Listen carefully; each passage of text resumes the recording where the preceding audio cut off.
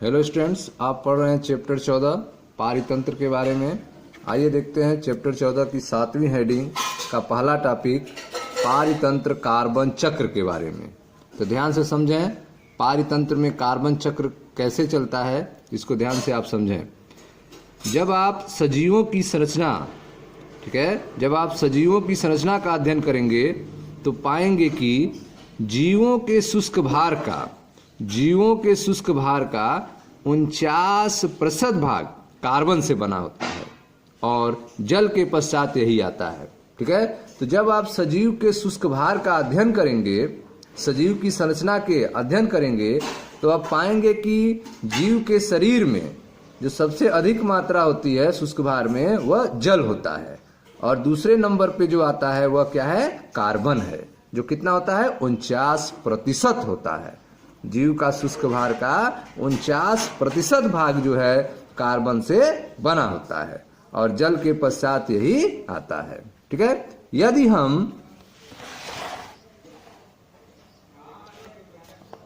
हम भूमंडलीय कार्बन की पूर्ण मात्रा की ओर ध्यान दें, ठीक है, यदि हम भूमंडलीय कार्बन की पूर्ण मात्रा की ओर ध्यान दें तब हम पाएंगे कि समुद्र में 71% कार्बन विलेय के रूप में विद्यमान है।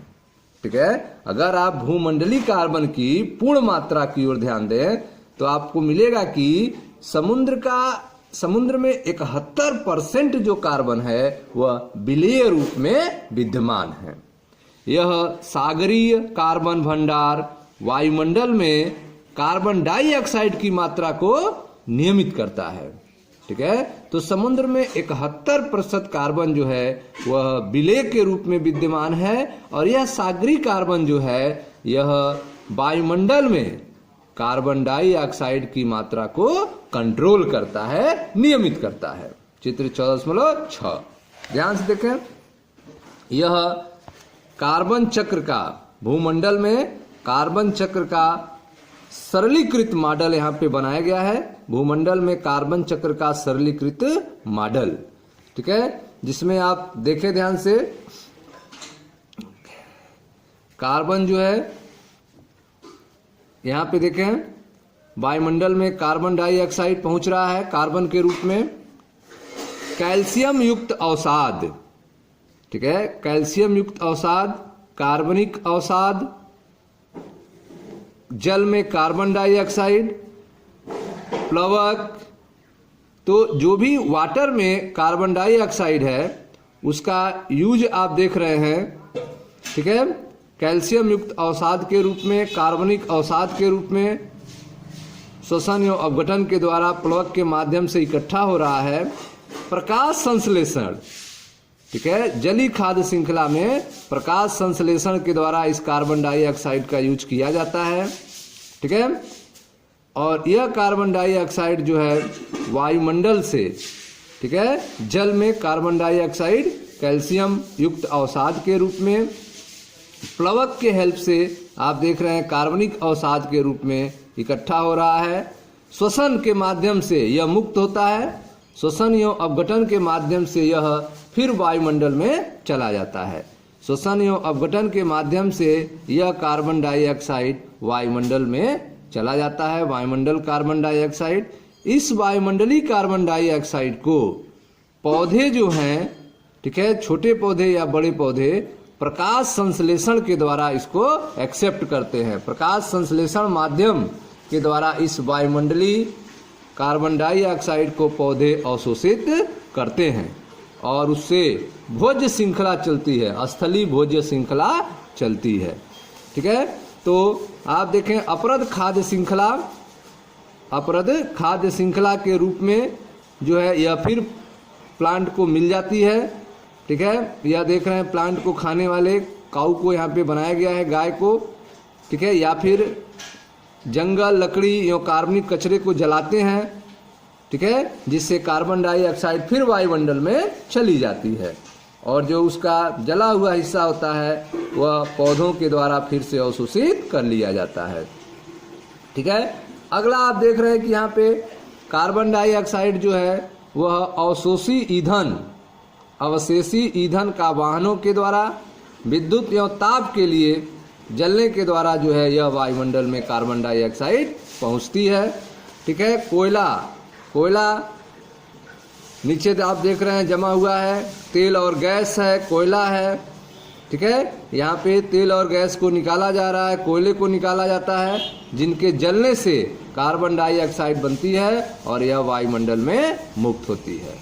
ठीक है। और इस वायुमंडल को कार्बन डाइऑक्साइड जो वायुमंडल है उसका यूज पौधे करते हैं अपने श्वसन के लिए।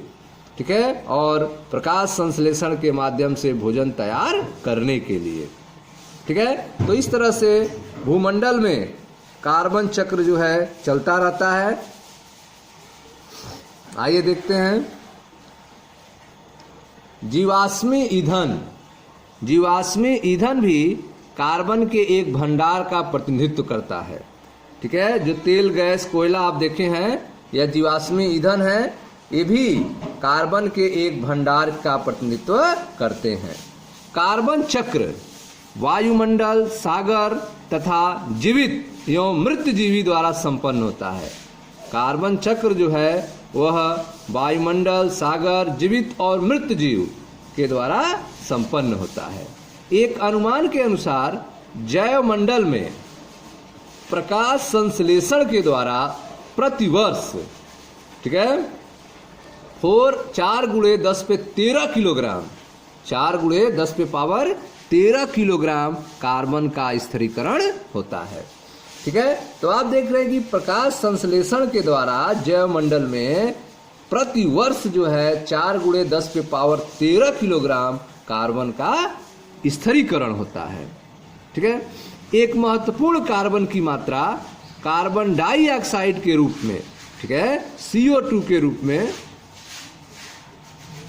ठीक है, एक महत्वपूर्ण कार्बन की मात्रा CO2 अर्थात कार्बन डाइऑक्साइड के रूप में उत्पादकों एवं उपभोक्ताओं के श्वसन क्रिया के माध्यम से वायुमंडल में वापस आ जाती है। ठीक है। तो आप देख रहे हैं कि जैव मंडल में प्रकाश संश्लेषण के द्वारा प्रतिवर्ष 4 × 10⁻13 किलोग्राम कार्बन का स्थिरीकरण होता है। ठीक है। और यह कार्बन जो है स्थिरीकरण होता है, कार्बन जो है कार्बन डाइऑक्साइड के रूप में उत्पादक और उपभोक्ताओं के श्वसन क्रिया के माध्यम से फिर वायुमंडल में पहुंचते हैं। इसके साथ ही भूमि और सागरों के कचरा सामग्री, भूमि और सागरों के कचरा सामग्री एवं मृत कार्बनिक सामग्री के अपघटन प्रक्रियाओं के द्वारा भी कार्बन डाइऑक्साइड की काफी मात्रा अपघटकों के द्वारा छोड़ी जाती है। ठीक है। तो आप देख रहे हैं कि भूमि और सागर में जो कचरा सामग्री है, ठीक है, उनको मृत कार्बनिक सामग्री का अपघटन होता है, उनको तोड़ा जाता है, जिससे कार्बन डाइऑक्साइड निकलती है और वह काफी मात्रा में अपघटकों के द्वारा वायुमंडल में छोड़ी जाती है। यौगिकीकृत कार्बन की कुछ मात्रा अवसादों में नष्ट होती है। ठीक है। यौगिकीकृत कार्बन की कुछ मात्रा अवसादों में नष्ट होती है और संचरण द्वारा निकाली जाती है। ठीक है। तो जो यौगिकीकृत कार्बन है इनकी कुछ मात्रा अवसादों में नष्ट होती है।